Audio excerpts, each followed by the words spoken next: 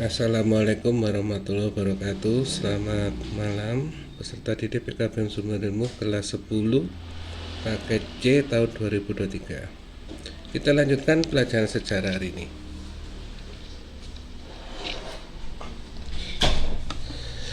Pelajaran hari ini penelitian tentang sejarah, yaitu tentang babnya tentang penelitian sejarah. Penelitian sejarah.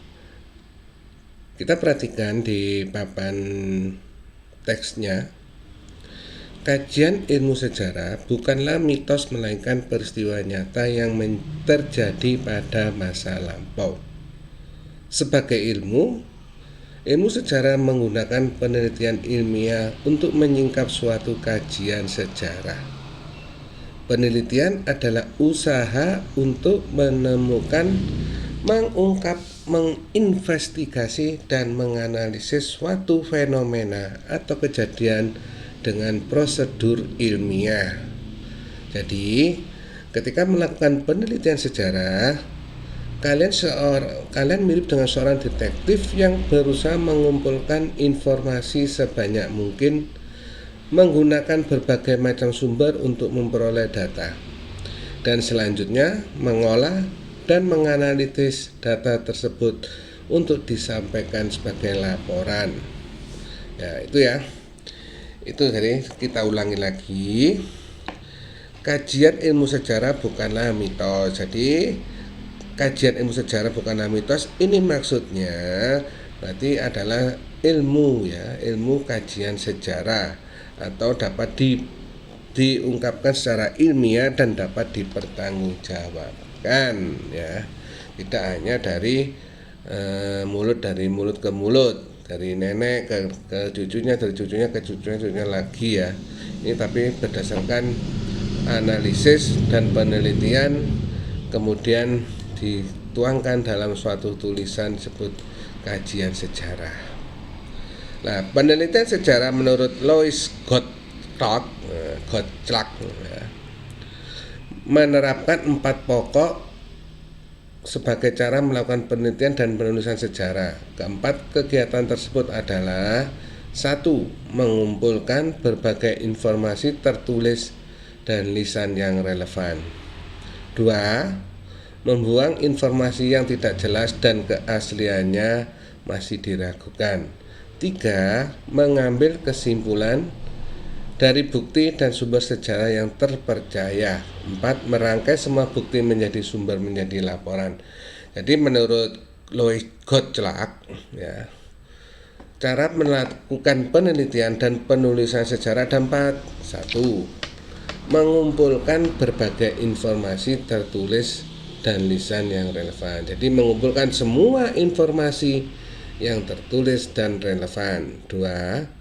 Membuang informasi yang tidak jelas dan keasliannya dan masih diragukan. Jadi setelah dikumpulkan semua, yang kedua tahap berikutnya adalah membuang informasi yang tidak jelas atau diragukan keasliannya. Ketiga, mengambil kesimpulan dan dari bukti-bukti sejarah yang dipercaya tadi dari hasil penelitian. Keempat, kemudian merangkai semua bukti menjadi sumber laporan.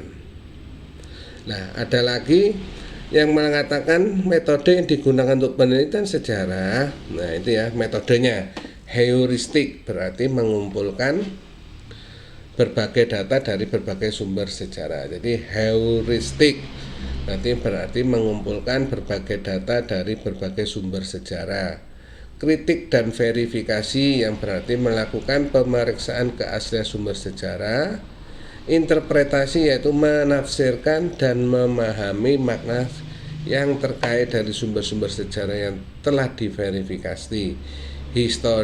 Historiografi yaitu tulisan hasil penelitian laporan sejarah.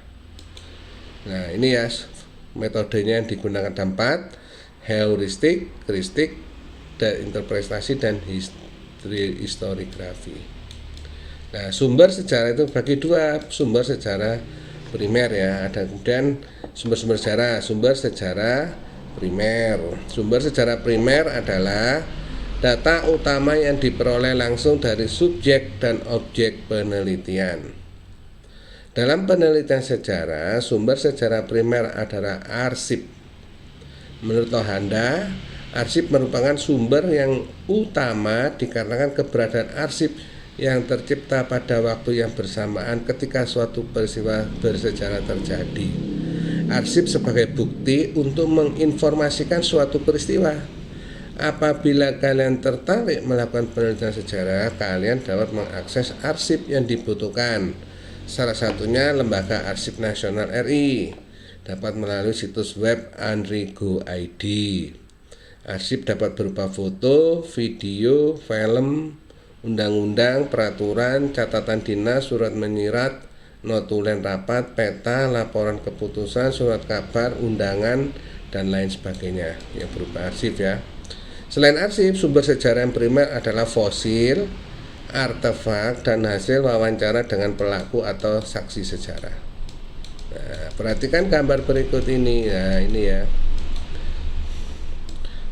Ini contoh sumber sejarah primer. Berarti kalau yang atas itu foto adalah foto arsip ya. Foto arsip dokumentasi foto Taman Siswa di Bandung. Jadi arsip foto yang berupa foto ketika pembelajaran di Taman Siswa di Bandung ya.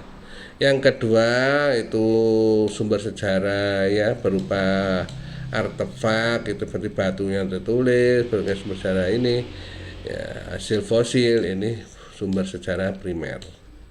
Kelanjutannya kita lanjutkan sumber sejarah sekunder. Ada primer, ada sekunder. Sumber sejarah sekunder adalah data pendukung yang ditulis atau dibuat setelah kejadian selesai. Contohnya, dari sumber sejarah sekunder adalah hasil penelitian sejarawan, laporan penelitian yang relevan, biografi, surat menyurat, surat kabar yang tidak sejaman dengan peristiwa, serta masih banyak lagi.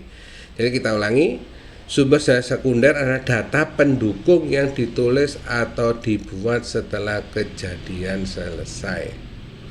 Ya, jadi setelah kejadian selesai. Contohnya, ya, contoh dari sumber tertulis adalah prasasti, kronik, catatan perjalanan traveler, babat, hikayat, surat menyurat, laporan, naskah buku. Terus cerita ya, dari lisan. Nah, ini lagi. Nah, ini contoh. Nah, ini contoh lagi dari surat kabar tahun-tahun yang setelah kejadian itu. Sumber sekunder. Ini kisah inspiratif. Angka 0 yang telah dikenal sejak zaman Kedatuan Sriwijaya. Nenek moyang kita di Nusantara telah mengenal angka 0 jauh sebelum bangsa Eropa dan Arab menggunakannya.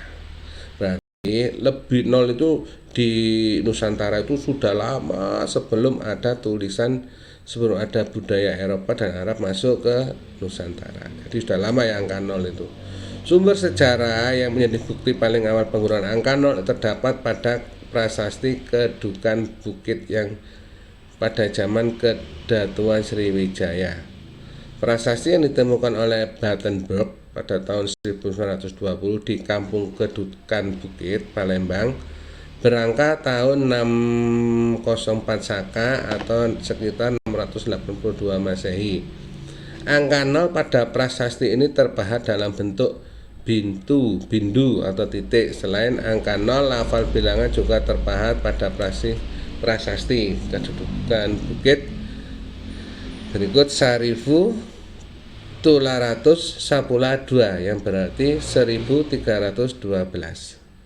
Kedua bukti itu menunjukkan bahwa pada zaman itu masyarakat Sriwijaya sudah menggunakan bentuk angka 0 bulat dan bilangan berbasis 10 seperti masyarakat modern. Ini berarti 2 abad lebih awal sebelum Al-Khwarizmi, astronom Persia, mengadopsi angka 0 pada sistem nomor angka Arab. Bangsa Eropa baru mengenal angka ini sekitar abad ke-11. Jadi jangan jangan bangga dengan budaya asing, tapi budaya kita itu lebih maju dahulu, karena sebelum bangsa asing menggunakan angka 0 di Nusantara sudah ada angka 0 ya. Di samping prasasti Kadukan Bukit, keberadaan angka 0 di Sriwijaya juga bisa dilacak lewat prasasti Talang Tuo, Kota Kapur. Semua prasasti tersebut tertulis dalam huruf Pallawa akhir dan bahasa Melayu kuno. Keberadaan angka 0 ini menunjukkan bahwa Nusantara adalah salah satu tempat perjumpaan berbagai peradaban maju di dunia. Dan nenek moyang kita dengan kreatif menyerap kemajuan peradaban tersebut. Nah ini. Nah yang C, penulisan sejarah. Tahap selanjutnya setelah penelitian sejarah adalah melakukan penulisan sejarah atau yang dikenal sebagai historiografi.